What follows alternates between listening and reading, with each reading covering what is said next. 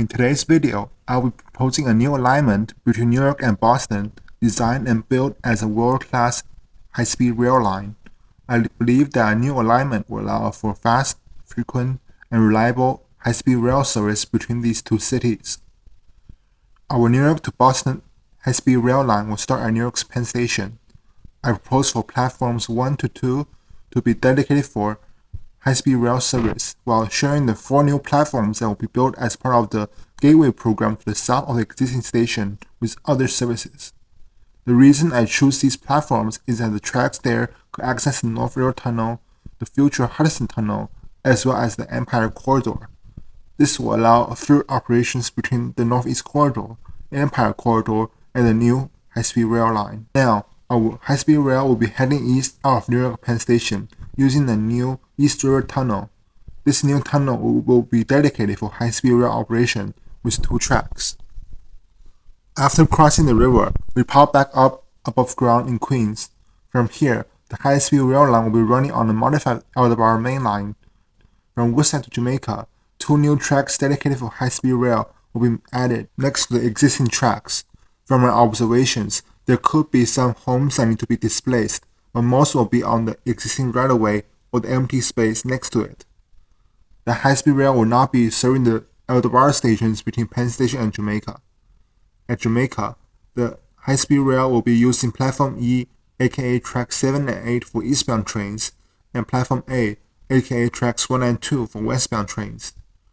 Our alternate plan is to build 2 dedicated high-speed rail platforms on the space of Track 11 and the storage tracks to the north of the station, respectively.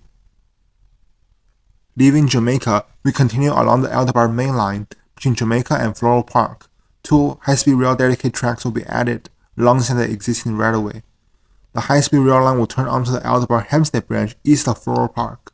Some modification will be needed to allow high-speed trains to turn here at a high speed. The high-speed rail line will be using the LIRR Hempstead branch, the Garden City Mitchell Field secondary, and the old right-of-way of the central branch. The section east of Garden City will be built on a 2-track viaduct. The viaduct will continue until Bethpage Junction, where it will lower to grade and run onto the LIRR Ronkonkoma branch. From here to Ronkonkoma, the line will be fully grade separated, and high-speed rail will make 1 intermediate stop at Farmingdale before Ronkonkoma. At Ronkonkoma, an island platform will be built for high-speed rail service. It will be located in the current parking lot south of the existing station. Continue onwards. After Ronkonkoma, the line will continue on the Ronkonkoma branch for a short section before turning north, crossing the Long Island Expressway and onto a power line right-of-way. This section will either require displacing some homes or a tunnel under. From here, it will be sharing its right-of-way with power lines and will have 2 tracks. This power line right-of-way runs a pretty straight alignment heading north with some minor turns. The high-speed rail will make an intermediate stop on the north shore at Setauket, where the high-speed rail will be crossing the LIRR's Port Jefferson branch. Both the high-speed rail and the Port Jefferson branch will get a new station here, both having 2 side platforms. The high-speed rail will have 2 extra tracks in the middle for express trains to pass by, while other trains are stopping here. After Setauket Station, the high-speed rail will continue on the power line right-of-way for a short section before entering a tunnel that will bring the high-speed rail across Long Island Sound to Connecticut. This might be the most costly part of this high-speed rail line, with a total distance of 19 miles across the Sound. It will be landing just east of Midford, where it will run onto the Northeast Corridor until New Haven Union Station. 2 island high-speed rail dedicated platforms will be added east of the existing station in the current New Haven Yard area.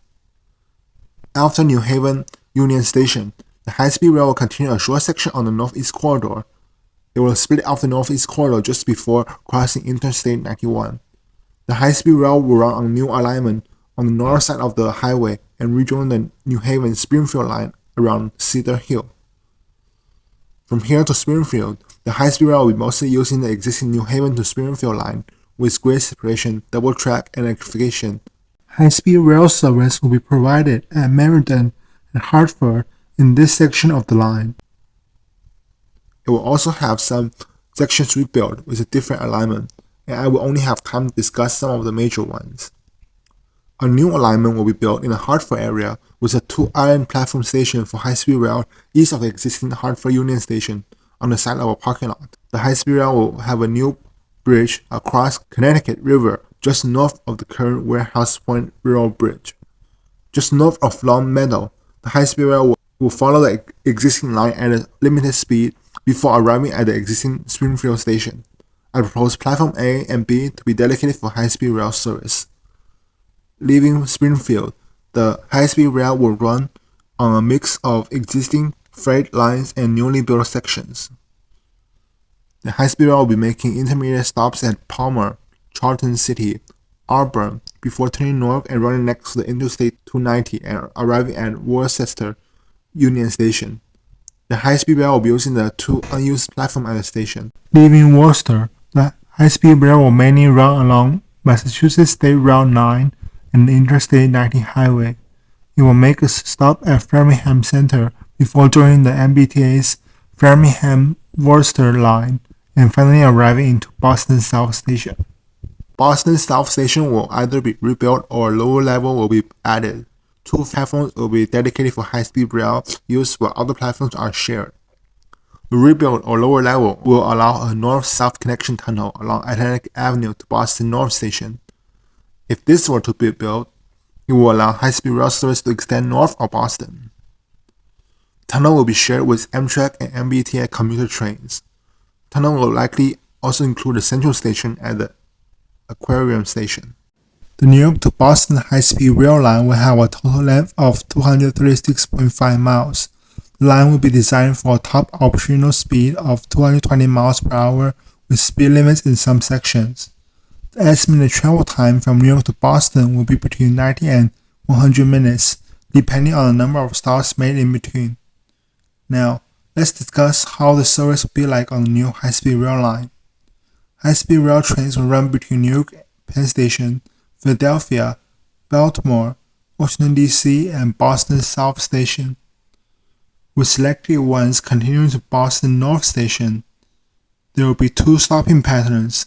The Super Express will be the flagship service on the line, only stopping at Jamaica, New Haven, and Boston South Station. These trains are estimated to make the journey between New York and Boston in under 90 minutes. Super Express trains will run every 30 minutes between 8 a.m. and 8 p.m. and hourly from 6 a.m. to 8 a.m. and from 9 p.m. to 11 p.m. For the other trains on the line, it will run in an alternate stopping pattern, while all will stop at Jamaica, Ronkonkoma, New Haven, Hartford, Springfield, and Boston South Station.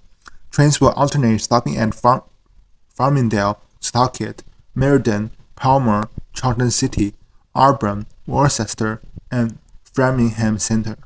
These trains will take 90 to 100 minutes to finish the trip and will run an average headway of 15 minutes, with trains leaving as close as 5 minutes during busy hours. During overnight hours, it will run every 2 hours. And that is my entire New York to Boston high-speed rail proposal. I know this project will not have a cheap price tag, but I believe that the US deserves world-class true high-speed rail, and it will be worth the investment in the long run. While this proposal will provide high-speed rail service between New York and Boston, I also have plans to improve the southern section of the Northeast Corridor to make a high-speed rail from Washington, D.C. to Boston possible.